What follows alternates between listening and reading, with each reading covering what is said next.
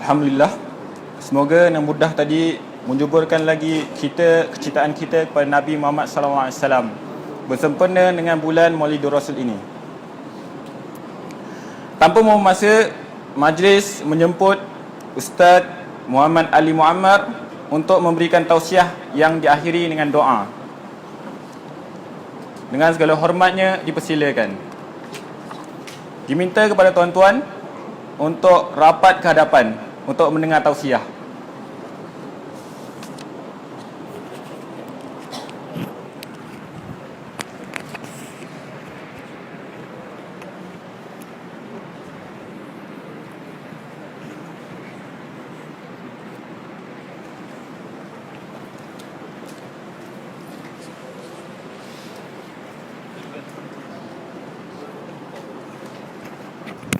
Ini dipakai juga Pak Ustaz, Ya. supaya kalian dalam wanita dapat dengar. Ya.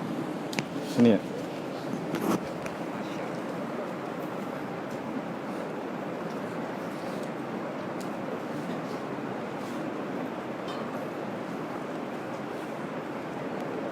Assalamualaikum warahmatullahi wabarakatuh.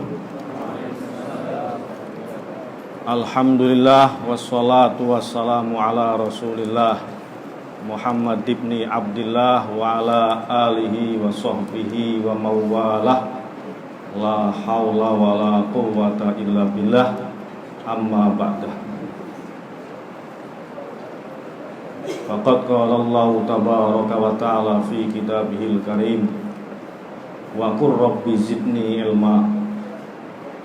Wa qala Rasulullah sallallahu alaihi wasallam innamal ilmu bitta'allum wal fiqhu bittafaqquh wal hilmu bittahallum. Atau kama qala alaihi salatu wassalam.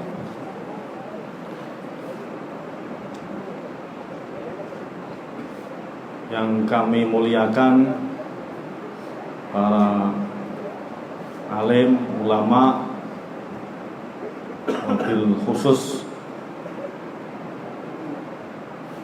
Kiai Haji Ahmad bin Mukhlisun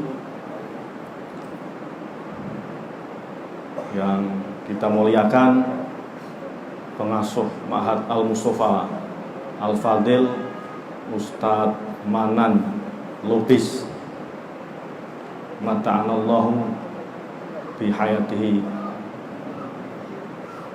para asatidah, para wali santri sekalian yang kami muliakan, khususnya para santri yang sudah menyelesaikan masa belajarnya di Ma'had Al-Mustafa ini. Semoga mendapatkan keberkahan ilmu, bisa khidmat kepada ilmu sepanjang hidupnya. Alhamdulillah atas karunia Allah Subhanahu wa taala kita bisa berkumpul di tempat yang mulia ini untuk hormat, untuk tahniah kepada para santri, para di sini pelajar agama yang telah selesai menuntut ilmu jenjang pendidikan di tempat ini. Shalawat dan salam kita aturkan kepada junjungan kita Nabi Agung Muhammad Sallallahu Alaihi Wasallam yang senantiasa kita berusaha untuk mengikuti tindak lakunya dalam kehidupan kita sehari-hari. Hadirin yang dirahmati Allah Subhanahu wa taala,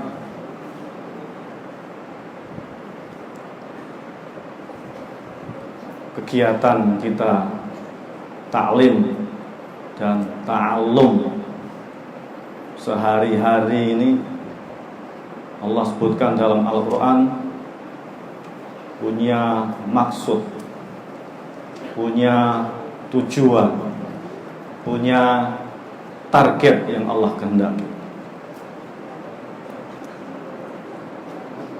Allah berfirman dalam surat Ali Imran ayat 79, walakin kunu rabbaniyina bima kuntum tuallimunal kitaba wa bima kuntum tadrusun. Akan tapi hendaklah kalian jadi orang-orang rabbani, dikarenakan kalian mengajarkan Alkitab dan dikarenakan kalian mempelajari. Jadi kegiatan belajar, kegiatan mengajar nih bukan supaya kita dapat gelar, bukan supaya kita ini disebut orang alim, bukan, tapi supaya kita ini jadi orang robbani. Robbani dari kata rob, ada tambahan alif dan nun lil mubalaghah, kata sebagian ulama, seperti lehyan, orang yang banyak janggutnya. Robbani orang yang dekat kepada Allah. Robbani ulama mengatakan kunu fuqaha, ulama, atau ada yang mengatakan Rabbani al-alim alladzi ya'malu bi ilmihi, orang alim yang mengamalkan ilmunya. Ada yang menambahkan orang yang punya ilmu, mengamalkannya dan menggunakannya untuk mendidik manusia, membawa manusia kepada kebaikan dunia dan akhirat.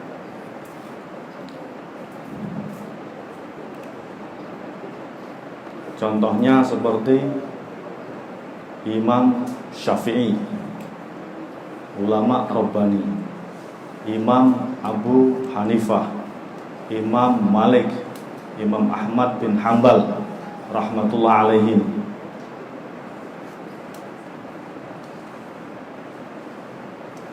Ulama Rabbani. Imam Syafi'i ini beliau lahir tahun 150 Hijriah, wafat tahun 204 Hijriah. Jadi umur beliau 54 tahun. Beliau lahir pada tahun lahirnya Imam Abu Hanifah. Pada tahun meninggalnya Imam Abu Hanifah, Imam Syafi'i lahir. Maka sering terjadi Allah-Allah. Apa Allah-Allah? Orang bermadzhab Hanafi mengatakan Imam Syafi'i ini tidak berani lahir ketika Imam Abu Hanifah masih hidup. Ketika Imam Abu Hanifah sudah meninggal, baru Imam Syafi'i berani lahir. Takut berhadapan dengan Imam Abu Hanifah. Orang bermadzhab Imam Syafi'iyah mengatakan ketika Imam Syafi'i lahir, Imam Abu Hanifah lari ketakutan sehingga meninggal dunia, nggak berani berhadapan dengan Imam Syafi'i. Ini ulama Rabbani. Beliau membagi malamnya menjadi 3 bagian. Sepertiga sulusun lil ilmi, sulusun lil ibadah, sulusun lil istirahat, sulusun lil naum. Sepertiga malam untuk ibadah, sepertiga malam untuk mengkaji ilmu, sepertiga malamnya untuk tidur. Allah berikan keberkahan kepada beliau. Kalau sekarang ini tahun 1440 Hijriah, beliau wafat tahun 204 Hijriah. Berarti sudah berapa tahun sejak sekarang? Sudah 1440 1290 tahun. Orang sudah wafat sejak 1000 tahun lebih yang lalu, tapi ilmunya masih dikaji orang sampai sekarang. Orang sholat ikut sholatnya Imam Syafi'i. Orang berwudu ikut mazhab Imam Syafi'i. Orang sampai mengangkat tangan ketika sholat pun, mengangkat tangan ada caranya. Mengangkat tangan mazhab Imam Syafi'i yang berbeda dengan mazhab imam yang lain. Zakat, haji, puasa, ibadah-ibadah, orang sekarang yang bermadzhab Syafi'i itu mengikut pendapat beliau. Beliau sudah wafat 1000 tahun yang lalu. Tidak ada orang ahli dunia yang hebat 1000 tahun yang lalu sudah meninggal diikuti perkataannya. Tidak ada. Beliau tidak punya mesin cetak, tidak punya perusahaan penerbitan seperti Mahat Al-Mustafa, tapi kitabnya dibaca orang sampai sekarang. Kitabnya ada di perpustakaan. Ini ulama robbani, ilmunya berkah sampai hari kiamat.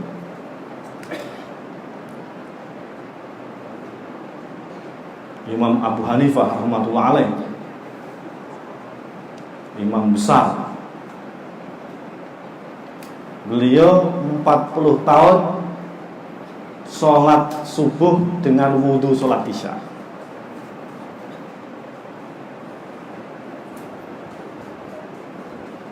Murid-muridnya jadi ulama-ulama hebat. Bahkan madhab beliau jadi madhab resmi dinasti Abbasiyah.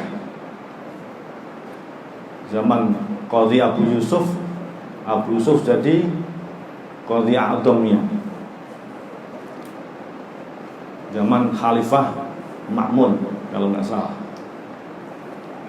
Madhabnya tersebar ke seluruh dunia. Jadi orang yang mengamalkan beribadah, sholat misalnya dengan mengikuti madhab Imam Ahmad, Imam Syafi'i, Imam Abu Hanifah, Imam Malik, pahala orang yang mengerjakan ibadah itu mengalir kepada imam yang sudah wafat 1000 tahun. Kita bermadhab Imam Syafi'i.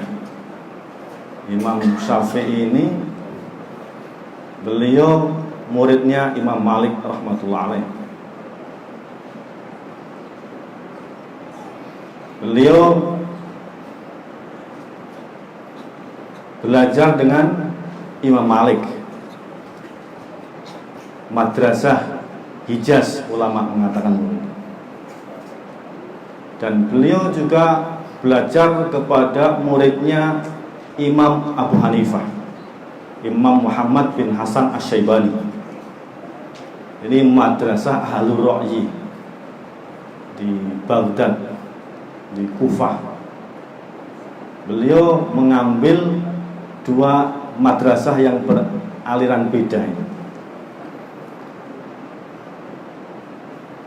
sehingga muncul mazhab Imam Syafi'i yang di tengah-tengah, aliran muhaditsin dan aliran ahlur ra'yi. Bukan maksud ahli ra'yi itu tidak menggunakan hadis, bukan. Tapi istilah ahli ra'yi digunakan karena memang mereka betul-betul hebat dalam istinbat hukum dari hadis. Sehingga suatu ketika kumpul, ada Imam A'mash, muhaddisin besar, ada Qadhi Abu Yusuf. Kemudian ketika mereka duduk-duduk berbincang, ada orang bertanya kepada di majelis itu kepada Imam A'mash tentang satu masalah. Itu masalah hukum, masalah fikih. Maka Imam Abu Yusuf menjawab, ini jawabannya seperti ini. Imam Ahmas ditanya nggak bisa jawab, Imam Abu Yusuf yang jawab. Maka ketika ditanya dalilnya, Imam Ahmas bertanya udah Imam Abu Yusuf, dari mana nih dalilnya pendapat kamu ini? Kata Imam Abu Yusuf, loh ini kan saya dapatkan dalilnya, saya dapatkan hadisnya dari kamu, bukan dari orang lain. Oh, saya malah baru tahu ya, kata Imam Ahmas, kalau istinbat dari hadis itu seperti ini. Maka kata Imam Ahmas, antum atiba, kalian ini ahli fikih, para dokter. Wa nahnu, kami kaum hadisin, as-sayadilah, apotek nih. Jadi ada dokter, ada apotek, ada dokter, ada obat, ada toko obat. Dua-duanya diperlukan. Orang sakit nggak cukup dengan dokter, tapi harus beli obat. Orang sakit nggak cukup dengan obat, juga harus ke dokter.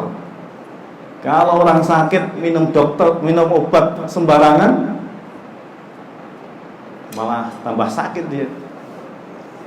Sakit gula, obatnya obat gatal. Kenapa? Beli obat tidak tanya ke dokter dulu.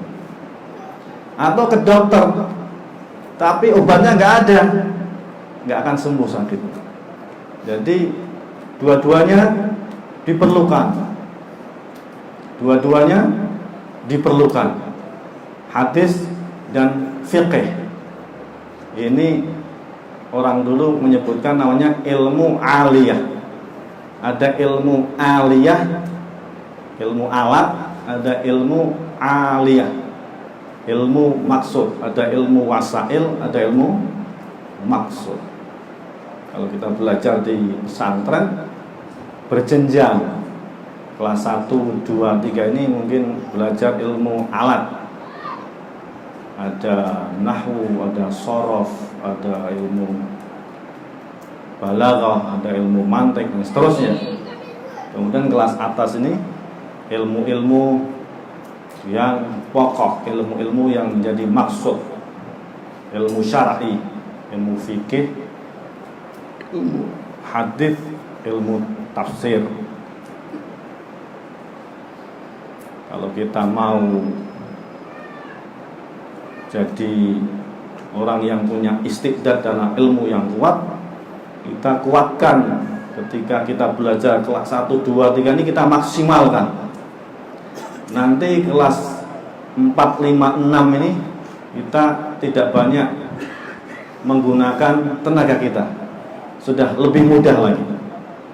Jadi kalau awal ini kerja keras, nanti kelas atas itu lebih mudah. Kalau kelas awal ini perlu 100%, nanti kalau kelas atas ini tinggal 50% saja.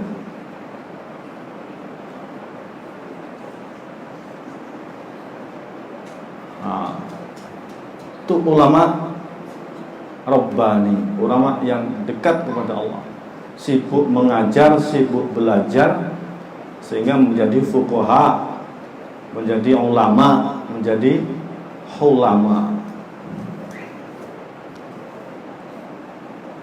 Rasulullah SAW sabdakan, innamal ilmu bitta'allum. Sungguhnya ilmu itu hanya didapatkan dengan ta'allum, bersungguh-sungguh belajar. Innama ini adatul hasri, tidak ada cara yang lain. Ilmu didapatkan dengan belajar. Ta'allum, ta'allum ini wazan tafa'ul, faedahnya takalluf, sungguh-sungguh. La yustata'ul ilmu birohatil jasad. Ilmu tidak bisa didapatkan dengan santai-santai, dengan duduk di rumah, putar pengajian di televisi, atau buka YouTube, sambil tidur-tidur. Tidak bisa, ilmu nggak didapatkan seperti itu. Atau duduk manis dengan istri, minum kopi di rumah, dengarkan pengajian. Ilmu nggak seperti itu. Itu bukan cara ulama zaman dahulu dalam menghasilkan ilmu. Ulama zaman dahulu mereka ini berkorban dan sungguh-sungguh untuk mendapatkan ilmu. Seorang ahli Madinah berangkat ke Damaskus. Zaman dulu naik unta, naik kuda. Perjalanan mungkin berhari-hari dari Madinah ke Damaskus. Untuk apa?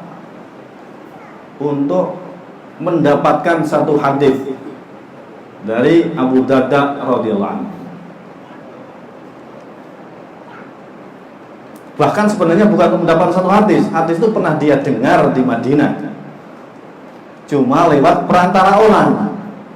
Dia mau ke Damaskus bertemu dengan Abu Darda radhiyallahu anhu untuk mendapatkan hadis yang dia dengan Rasulullah SAW hanya satu perantara saja. Siapa? Abu Darda langsung.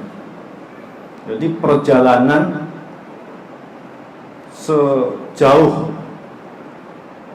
berapa kilo itu, ribuan kilo itu, dan tujuannya satu saja, bukan sambil ketemu keluarga, bukan sambil dagang, bukan sambil jual tasbih, bukan, hanya untuk dapat hadis satu saja. Berhari-hari di perjalanan untuk dapatkan satu hadis. Mujahadah, masyaqqah. Imam Syafi'i rahmatullah alaih, beliau ketika dilahirkan di Gaza. Gaza ini mungkin Palestina sana. Umur 2 tahun beliau dibawa oleh ibunya ke Makkah. Umur 8 tahun beliau belajar dengan Imam Malik di Madinah. Umur 10 tahun beliau sudah hafal Muwatta. Bahkan sebelum ketemu Imam Malik beliau sudah hafal kitab Muwatta. Kemudian beliau tidak tinggal di Mekah. Beliau pergi ke Yaman jadi qadhi di sana. Kemudian pergi ke Baghdad. Tahun 200 Hijriah beliau pergi ke Mesir. Tahun 204 beliau wafat. Jadi belajar dan menyebarkan ilmu dengan kesungguhan, dengan pengorbanan, dengan mujahadah. Ini cara orang mendapatkan ilmu, cara ulama salaf dalam mendapatkan ilmu, dengan kesungguhan, dengan mujahadah, dengan pengorbanan. Nah, kalau kita sekarang ini tidak bisa seperti orang dahulu, tidak bisa. Zaman dahulu tidak ada kipas angin, apalagi IC, apalagi mobil, tidak ada. Perjalanan hidup, makan pun susah. Sekarang ini alhamdulillah Allah tahu kelemahan umat akhir zaman ini. Kita belajar, dikirim orang tua, dikasih uang orang tua, tempatnya disediakan yang bagus, airnya mudah, ada kipas angin, tempatnya bersih, makannya enak, makan 3 kali, ada sarapan juga. Zaman dahulu tidak ada ulama kok makan sarapan itu tidak ada, makan pagi itu tidak ada. Futur ini kan bahasa Arab sekarang. Dalam dulu kan hanya ghida dan asya saja, makan pagi dan makan sore saja. Tapi karena kita ini lemah, maka Allah mudahkan untuk umat-umat yang lemah ini mempelajari agama.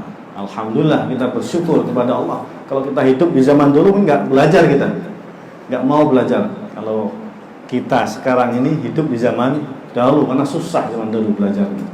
Sekarang dimudahkan. Zaman dulu enggak ada percetakan kitab, enggak ada. Kalau misalnya orang mau belajar kitab, misalnya kitab Fathul Mu'in atau Minhajul Thalibin, gimana?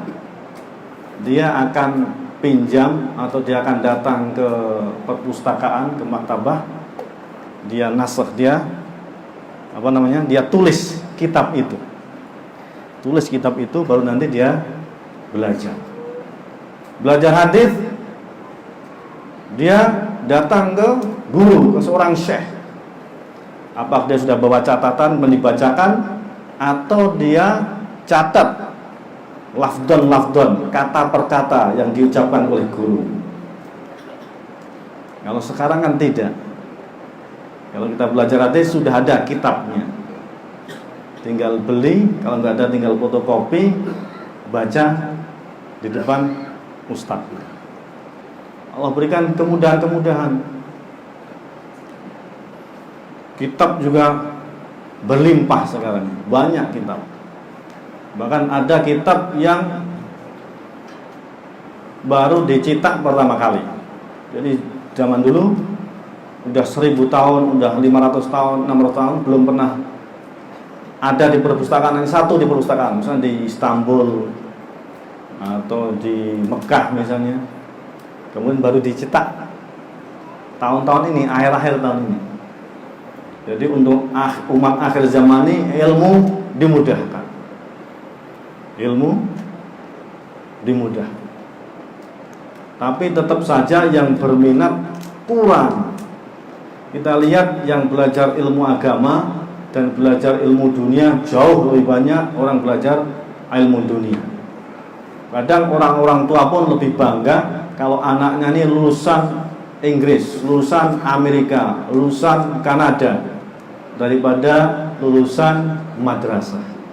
Lebih bangga anaknya bergelar doktor, bergelar PhD daripada hafiz Al-Quran. Nah, kita ini termasuk orang langka. Alhamdulillah Allah pilih kita menjadi orang yang langka. Padahal orang yang langka ini yang dimuliakan di sisi Allah.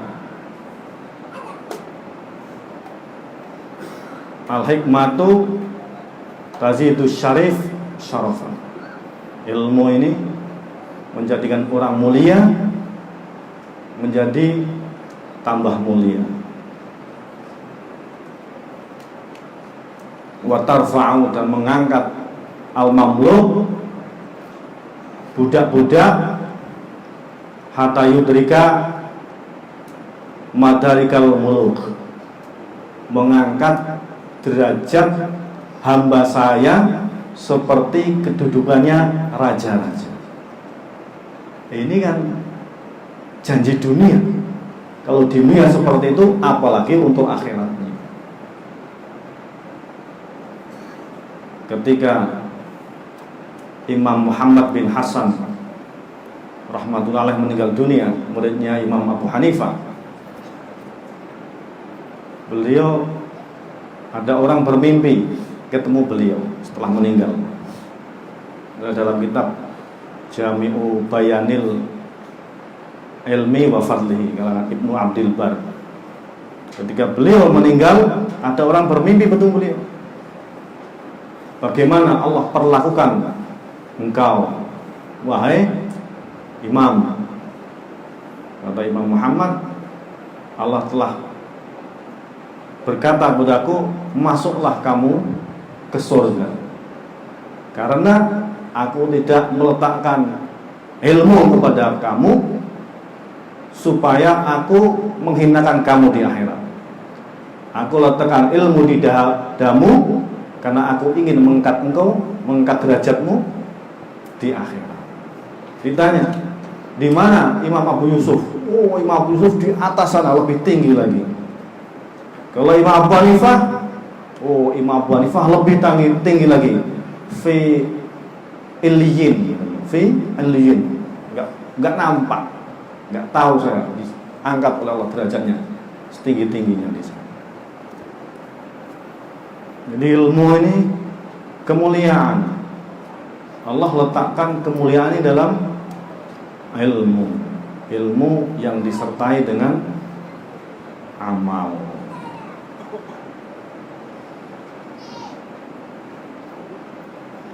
Tapi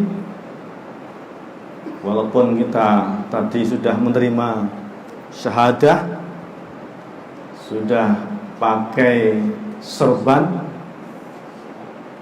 tapi tidak boleh kita selesai belajar. Ilmu ini tidak ada habisnya. Allah perintahkan Rasulullah SAW untuk berdoa. Doa menambah ilmu. Ya Rabb, tambahkanlah ilmu untukku. Wakul, katakan Muhammad, Rabbi zidni ilma. Ya Rabb, tambahkan ilmu untuk saya.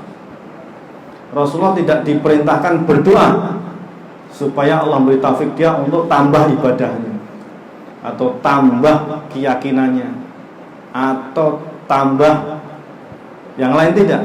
Tapi Allah perintahkan Rasulullah SAW supaya berdoa, supaya ditambahkan ilmunya. Padahal ilmu Rasulullah SAW ini seperti samudra. Ilmu ulama itu satu tetesnya. Kalau ilmu ulama-ulama besar itu satu tetesnya, ilmu kita seberapa? Nggak nampak ilmu kita. Imam Syekh Abdul Aziz Ad-Dahlawi menyebutkan dalam tafsir Azizi bahwa akal Rasulullah SAW ini dibandingkan akal seluruh umat manusia, ini akal Rasulullah SAW ini yang 99, dan yang satu ini diberikan kepada seluruh umat manusia. Bisa kita bayangkan, kalau akal orang-orang hebat di dunia, akal orang seluruh dunia ini satu, dan akal Rasulullah 99. Jadi satu akal ini diberikan kepada orang seluruh dunia. Terus akal kita ini seberapa? Seperberapa miliarnya. Tapi walaupun begitu, ilmu beliau ini tidak berujung, tidak bertepi, tapi beliau diperintah Allah supaya berdoa kepada Allah, Rabbi zidni ilmu. Maka belajar, mengajar ini tidak boleh berhenti. Bima kuntum tu'allimunal kitabah wa bima kuntum tadrusun. Ini memakai sebab fi'il mudhari'. Fi'il mudhari'. Tu'allimunal kitabah. Tu'allimunnya fi'il mudhari'. Artinya apa? Berterusan, terus sampai mati. Sampai mati belajar dan mengajar. Sebagaimana sampai mati beramal, sampai mati belajar dan mengajar. Bahkan belajar mengajar itu juga amal sendiri. Amal sendiri. Imam Ahmad diminta oleh muridnya, wahai Muhammad, apa kamu nggak mau mengarang kitab zuhud? Kata Imam Ahmad, ini fikih tentang halal haram, inilah zuhud. Ini kitab zuhud nih, fikih halal haram ini kitab zuhud. Kata Imam Ahmad bin Hanbal rahmatullah.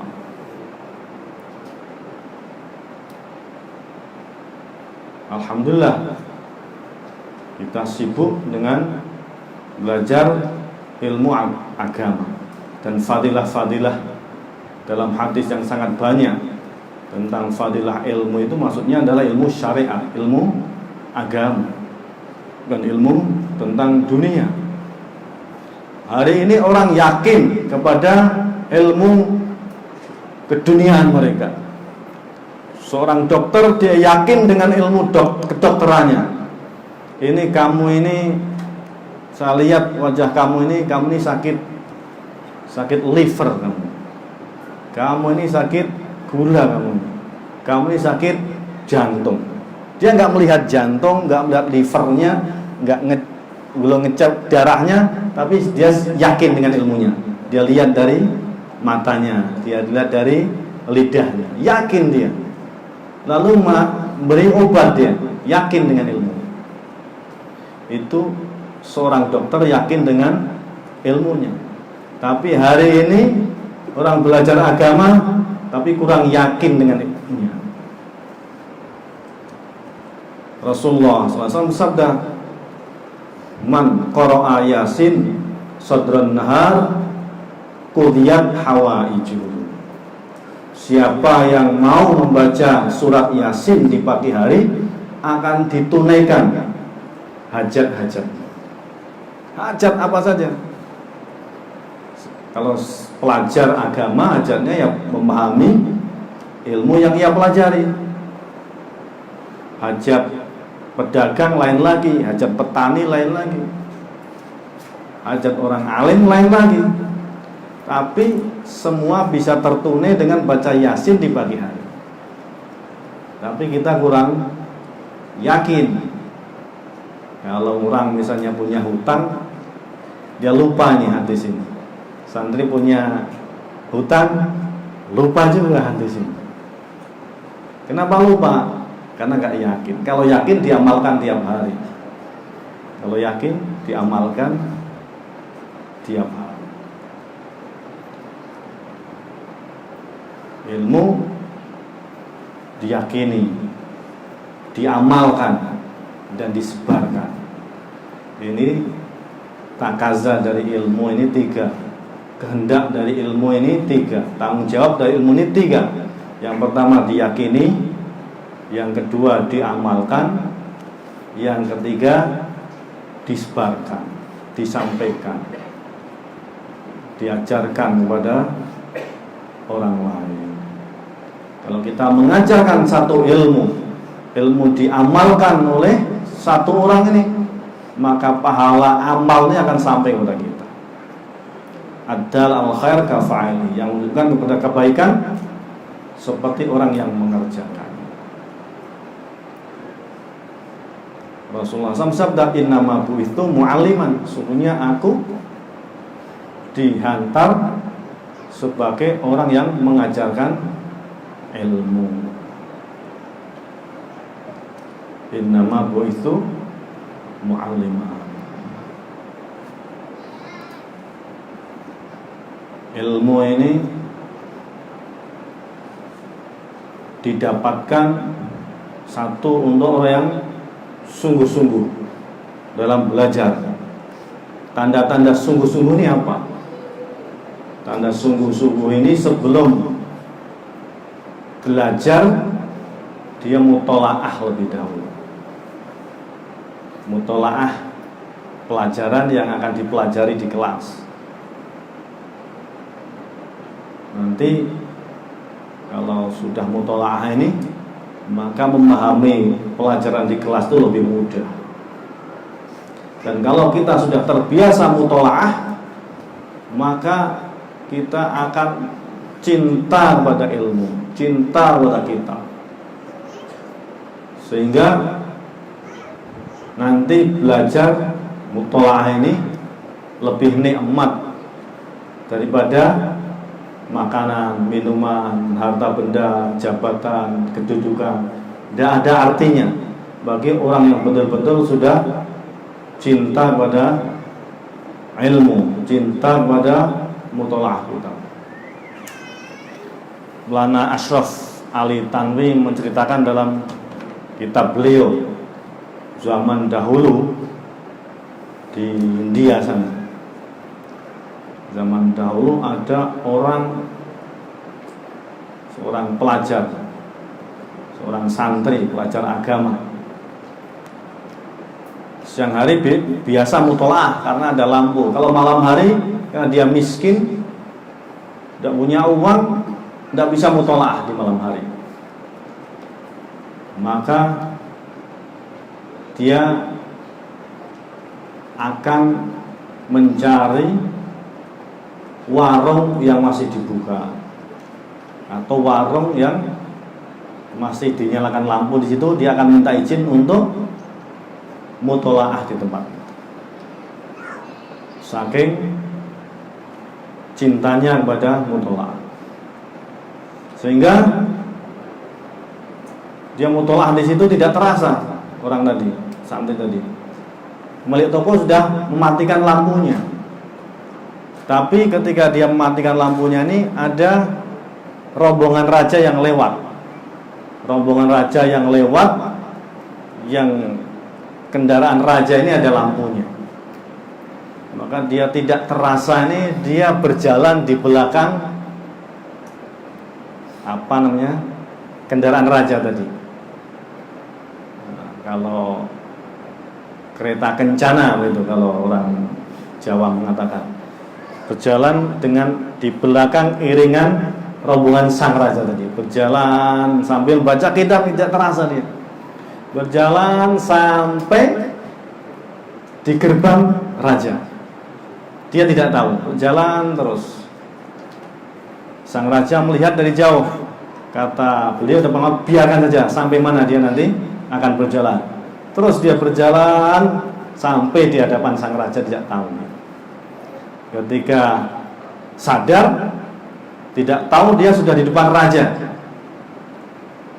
Takut dia. Kata sang raja, tidak apa, tidak ada masalah. Aku senang dengan semangatmu dalam belajar ilmu. Kamu mau minta apa? Saya kasih kamu.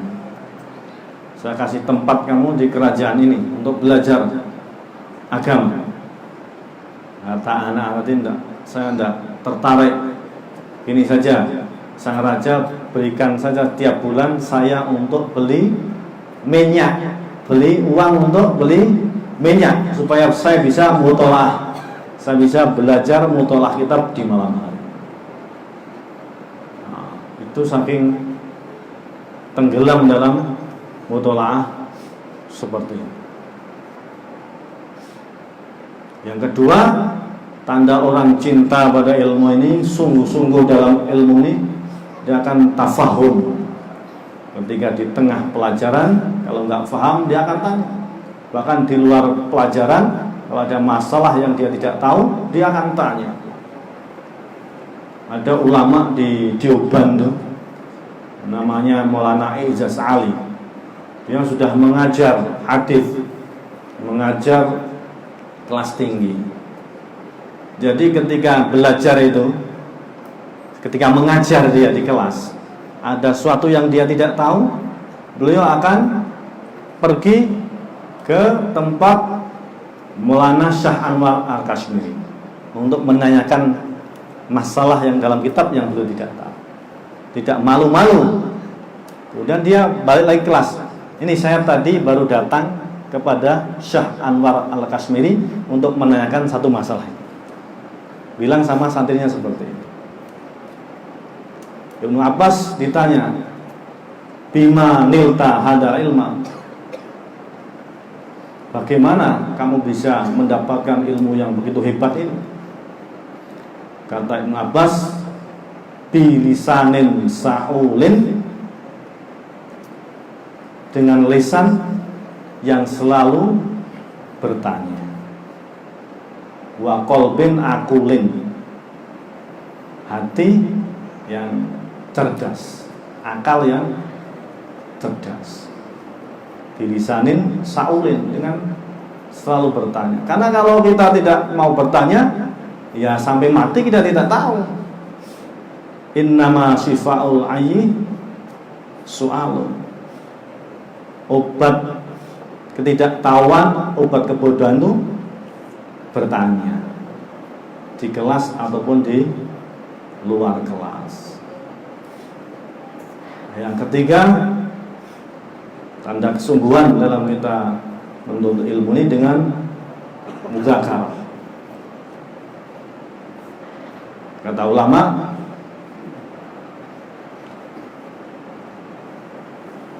mudzakaratu itsnain khairun min hifdzi waqrain. Mudzakarah sa'aten, mudzakarah 2 menit, mudzakarah 2 jam, mudzakarah 2 orang satu, lebih baik daripada menghafal kitab muatan onta itu. Waqra itu kan onta ini kan, ya di tengah-tengah begitu. Nah, ini ada kitab ditaruh di sini, kita hafal semua, ya. Lebih baik kita mudzakarah 2 menit, mudzakarah 2 orang daripada menghafal kitab 2 muatan unta.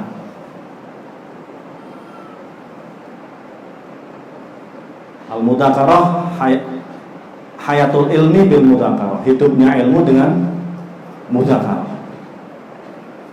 Ada ulama nahwu yang hebat namanya Imam Ahfaz. Imam Ahfaz. Beliau ini jadi ulama hebat karena waktu kecilnya sering mudzakarah. Ulama nahwu yang qaulnya banyak dipakai orang-orang. Kenapa perlu jadi ulama hebat itu? Jadi kalau kecil nih, ketika beliau masih kecil belajar ilmu nahwu sama gurunya, beliau ini setelah belajar biasa menggembalakan kambing. Menggembalakan kambing. Setelah belajar belum menggembalakan kambing, dan tidak hanya menggembalakan kambing, tapi pelajaran-pelajaran sudah didapatkan dari gurunya itu dia mudzakarahkan dengan kambingnya. Dia bilang, ini fa'il nih marfu', maf'ul bih ini mansub. Paham nggak kamu? Ditarik jenggotnya kambing ini. Kambingnya geleng-geleng saja. Nggak paham kamu, diulangi lagi. Paham nggak? Namanya kambing kan, dia geleng-geleng kambing, nggak paham, diulangi lagi. Akhirnya jadi orang alim besar. Sehingga kalau di Pakistan sana, anak yang nggak paham itu dikatakan kamu ini dombanya Imam Ahfaz, Budi Ahfaz. Dasar kamu itu seperti dombanya Imam Ahfaz.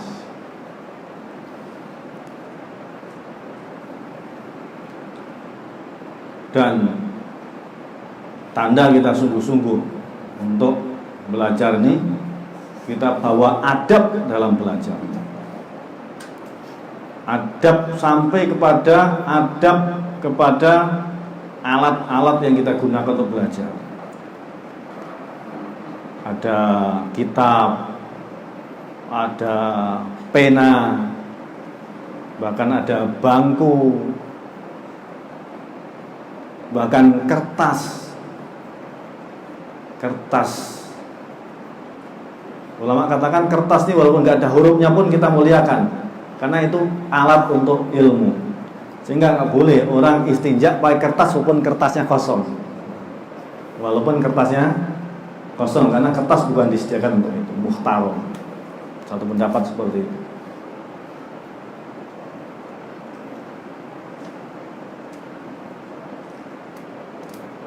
Kita lihat kitab India ini kan besar-besar, dan kalau yang cetakan yang dulu biar muat banyak, ini tulisannya miring-miring.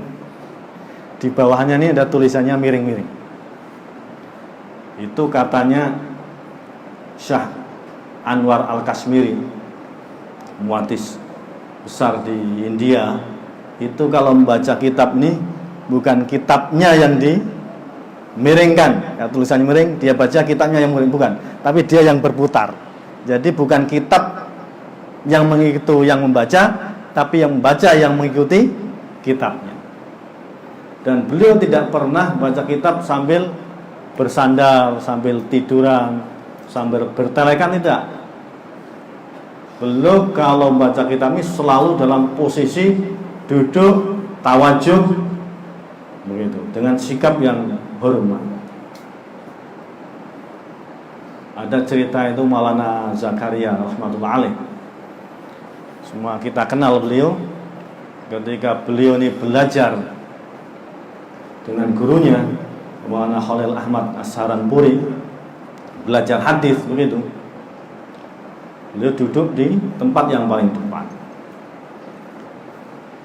Supaya beliau ini tidak ketinggalan satu hadis pun, kalau tiba-tiba pengen buang hajat, pengen satu atau pengen dua dari kelas itu, maka beliau membuat siasat atau batal wudunya, beliau akan wudu, beliau buat siasat.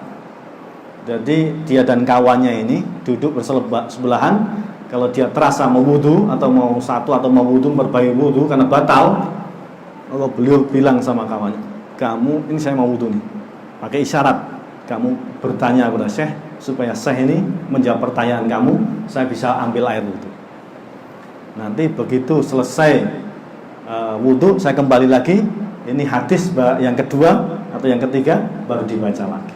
Jadi tidak ketinggalan satu hadis.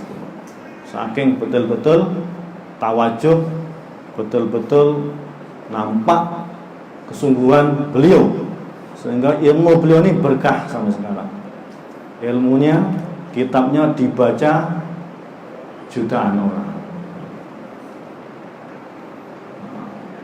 Ini yang mujahadah ini dalam dapat ilmu sebenarnya bukan hanya anaknya saja, bahkan bapaknya yang ingin anaknya jadi orang alim, bapaknya juga harus mujahadah, ibunya juga harus mujahadah. Sepertinya ibunya Imam Syafi'i tadi, anaknya dari Gaza dibawa ke Mekah, ke Madinah, belum mengikuti juga, karena betul-betul menginginkan anaknya supaya jadi anak yang alim. Imam Sufyan Ats-Tsauri ini, beliau ketika kecil disuruh ibunya, sana kamu belajar, saya wakafkan kamu untuk agama. 20 tahun kemudian, ini tidak bertemu dengan ibunya, anaknya ini 20 tahun, bukan setengah tahun, bulan Maulid pulang ke rumah, atau Idul Fitri pulang ke rumah, Idul Adha pulang ke rumah, enggak, 20 tahun gak ketemu sama anaknya. Anaknya, kamu saya wakafkan kamu untuk agama. Setelah 20 tahun anaknya pulang kena rindu pada ibunya. Ketika pulang sampai ke rumah, Imam Sufyan Ats-Tsauri ketok pintu rumahnya. Kata ibu, siapa itu? Sufyan, anakmu. Gak usah pulang kamu, saya sudah wakafkan untuk agama. Wakafkan kamu untuk agama, nanti kita ketemu di akhirat. Baru nampak keberkahan Imam Sufyan ini. Karena yang mujahadah bukan anaknya saja, ibunya juga mujahadah, bapaknya mujahadah, keluarganya mujahadah. Jadi kalau anak kita belajar di pesantren, di rumah makan enak, nggak usah anaknya suruh pulang, kirim saja ada bapak, kirim makanannya. Tapi jangan anaknya suruh pulang. Nanti sedikit-sedikit pulang, sedikit-sedikit pulang. Kalau sedikit-sedikit pulang nih mengurangi keberkahan. Jadi memang masa belajar itu masa mujahadah, dan waktu kita belajar ini kan sebentar saja, nggak lama, 5 tahun, 6 tahun, 7 tahun, 8 tahun, sudah. Nanti kita setelah itu nikah dan banyak kebutuhan-kebutuhan lain, pekerjaan-pekerjaan lain. Waktu kita sebentar. Bagaimana waktu yang sebentar ini kita manfaatkan sebaik-baiknya, sehingga kita mendapatkan ilmu yang sebanyak-banyaknya.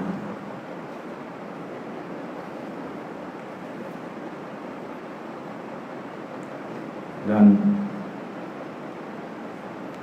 innamal ilmu bitta'allum, ada ulama menambahkan innamal barakah bittakhadum. Ilmu dapatkan dengan ta'allum, dan keberkahan ilmu dengan takhadum, dengan khidmah.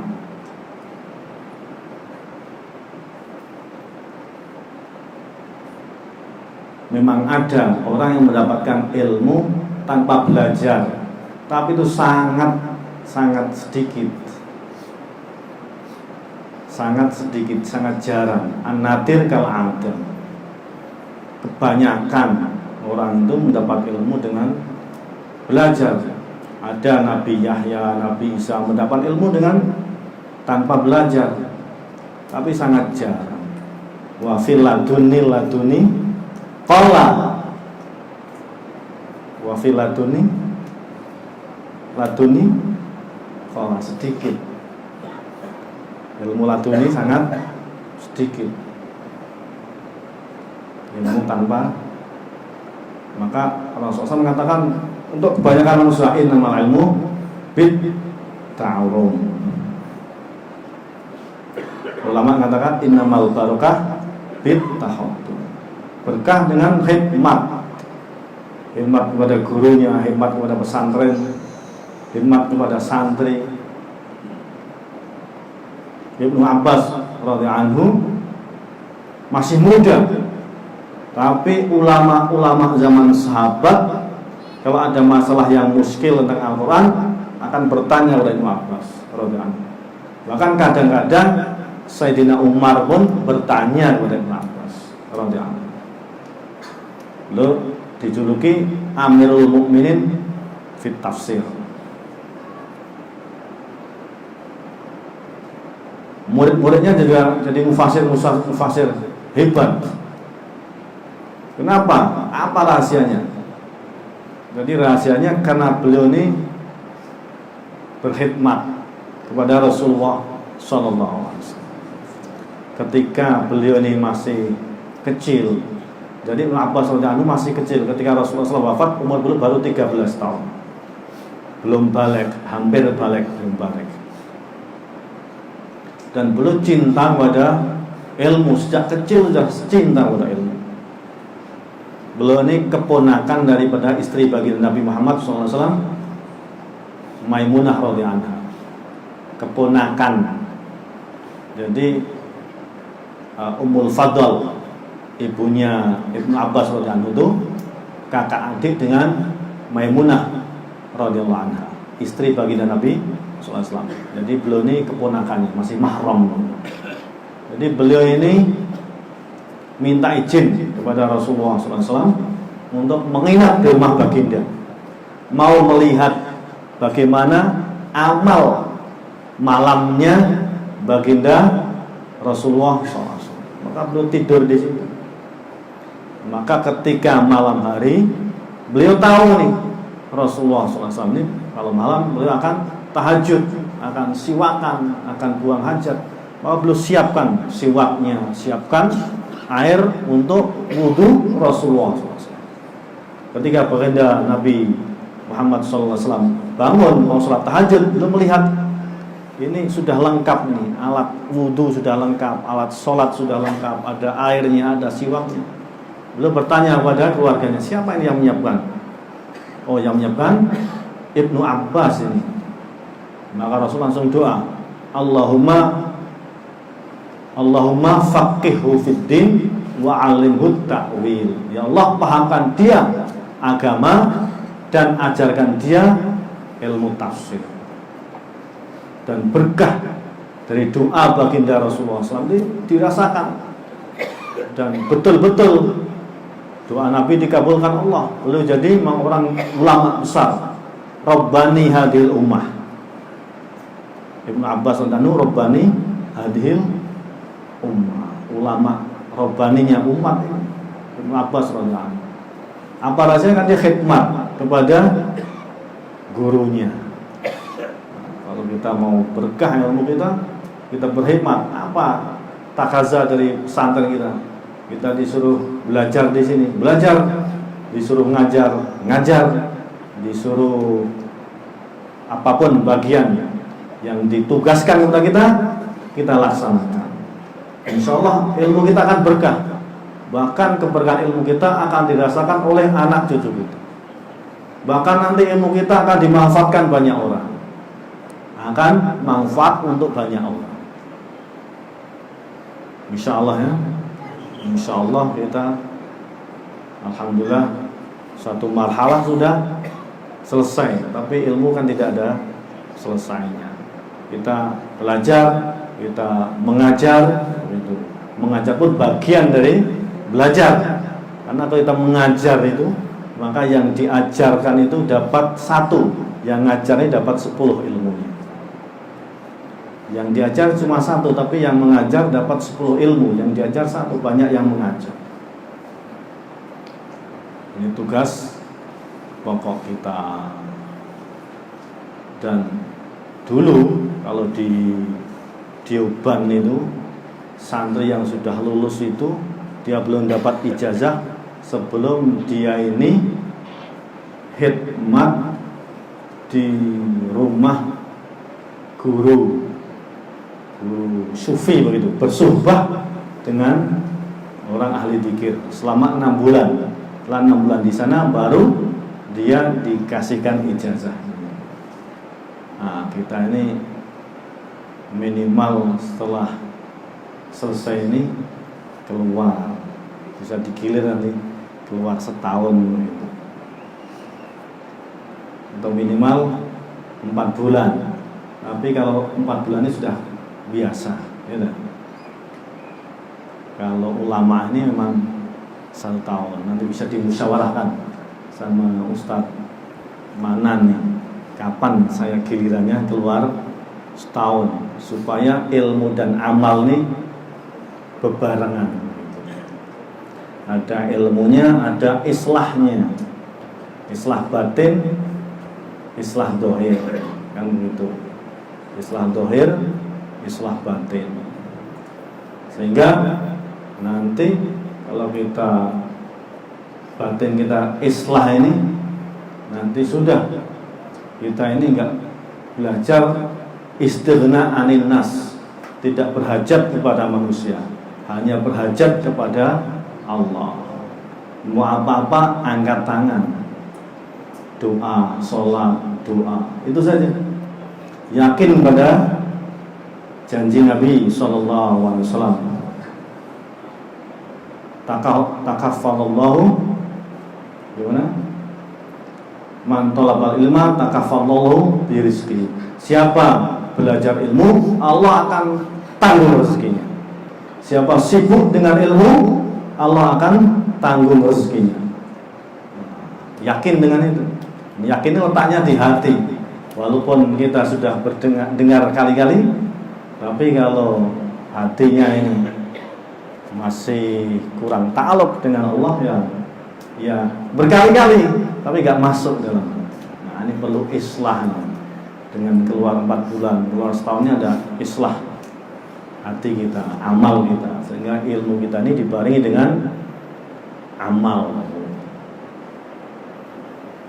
Demikian yang bisa kami sampaikan.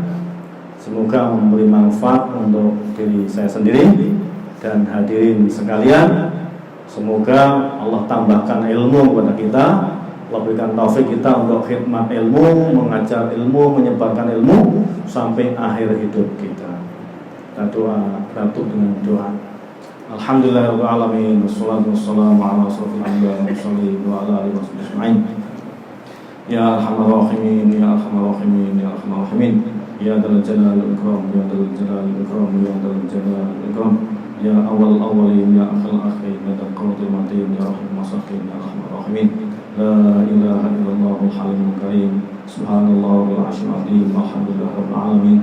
Nas'aluka mujibati rahmatik wa azaima maghfiratik wal ghanimata min kulli bir wassalamata min kulli ithmin wa la tad'alna dhanban illa ghafartah wa la karban illa farajtah wa la hajatan ya rabban illa qaditaha ya arhamar rahimin. Ya hayy ya qayyum bi rahmatika nastaghits, ya hayy ya qayyum bi rahmatika nastaghits, ya hayy ya qayyum bi rahmatika nastaghits. Aslih lana syu'unana kullaha wa la taqilna musina tarfa'in innaka antusina taqilna wa Allah. Ya muqallibal qulub tsabbit qulubana ala dinik, ya musarrifal qulub sarrif qulubana ala ta'atik. Allahumma inna ala dzikrika wa syukrika wa husni ibadatik. Allahumma ahsin aqibatana fil umuri kulliha wa ajirna min khizyid dunya wa adzabil akhirah. Allahumma habib bainal iman wa zayyinhu fi qulubina wa karhih lana al-kufra wal fusuq wal isyan wa ij'alna minal rasyidin. Allahumma inna na'udzubika min ilmin la yanfa' wa qalbin la yakhsha wa nafsin la tashba' wa du'a'in la yusma'. Allahumma barik lana fi ilmina, Allahumma barik lana fi rizqina, Allahumma barik lana fi umurina, Allahumma fi hayatina, Allahumma barik lana fi madarisina, fi ma'adina, Allahumma barik lana fi jami' ma'aditana ya arhamar rahimin. Rabbana atina fid dunya hasanatan wa fil akhirati hasanatan wa qina adzabannar. Wassallallahu ala sayyidina Muhammadin nabiyil ummi wa ala alihi wasallam. Subhana rabbika rabbil izzati amma yasifun. Wassalamun ala mursalin walhamdulillahi rabbil alamin. Amin.